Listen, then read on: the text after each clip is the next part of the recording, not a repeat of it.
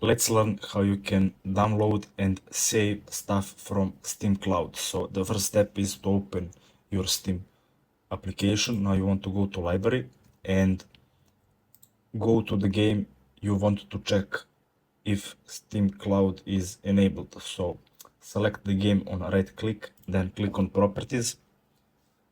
Then you want to go to general, and here will exist option Steam Cloud. So if this option is enabled, so keep game save in Steam Cloud, enable it.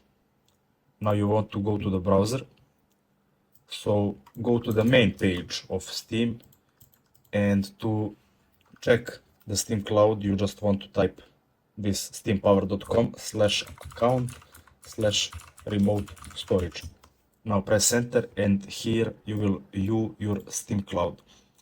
These are the games you have and that have files saved on Steam Cloud.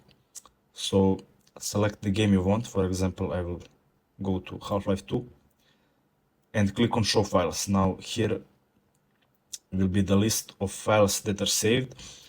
That will be mostly configs, as you can see here, some saves, episodes, etc. Now to download it, just press on download. And as you can see here, the file will be downloaded. So that's it. Thanks for watching and see you in the next video.